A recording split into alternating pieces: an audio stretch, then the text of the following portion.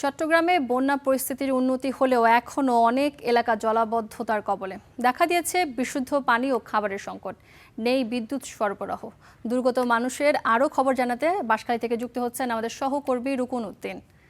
রুকন, আমাদেরকে জানাবেন যে সেইখানকার সার্বিক চিত্র কেমন দেখছেন, সেই সাথে আরও জানাবেন যে ত্রাণ সহায়তা ও বিদ্যুৎ সরবরাহ নিয়ে স্থানীয়রা কি বলছেন এবং তাদের মধ্যে আসলে কোনো অভিযোগ আছে কিনা।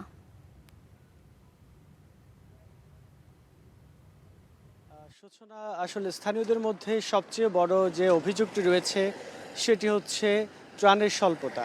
অর্থাৎ বিভিন্ন জায়গা থেকে যে ত্রাণগুলো আসছে সেগুলো একেবারে দুর্গম এলাকা যেগুলো আছে সেখানে পৌঁছাচ্ছে না। অর্থাৎ সঠিকভাবে এই যে ত্রাণগুলো আসছে সেগুলো কিন্তু বন্টন হচ্ছে না। এবং বেশ কয়েকদিন ধরে, অর্থাৎ আমি যদি বলি যে বন্যা শুরু হবার পর থেকে, অর্থাৎ যখন থেকে পানিতে তাদের ঘর বাড়ি তলিয়ে গেছে তখন থেকেই কিন্তু এখানে বিদ্যুৎ সরবরাহ নেই, যার কারণে তারা প্রতিবেশী কিংবা অন্যান্য যে ক্ষতিগ্রস্তের খবরগুলো নেবেন সেই অবস্থা কিন্তু নেই। সেই জন্য কিন্তু কতটুকু ক্ষয়ক্ষতি হয়েছে সেগুলো কিন্তু আসলে স্পষ্টভাবে বলা যাচ্ছে না আসলে কতটুকু কী পরিমাণ ক্ষতি হয়েছে।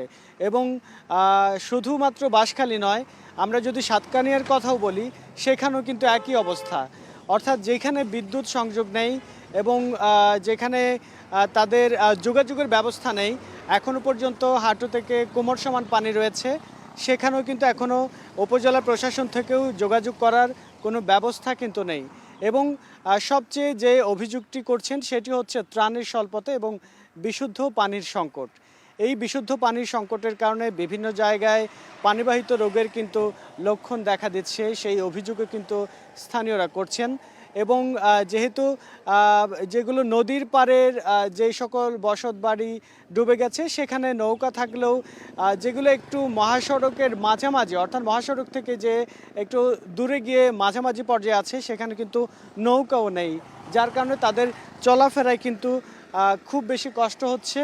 এবং তারা যেমনটি বলছেন যে আসলে সেখানে চলাফেরার কষ্ট হওয়ার কারণে তাদের যে খাবারের কষ্ট হচ্ছে এবং পাশাপাশি তাদের যে ঘরবাড়িগুলো একেবারে মাটির সাথে মিশে গেছে সেগুলো আসলে তোলার মতো বা সেগুলো আবার নতুন করে করার মতো তাদের হাতে কোনো আর্থিক সচ্ছলতাও কিন্তু তাদের নেই।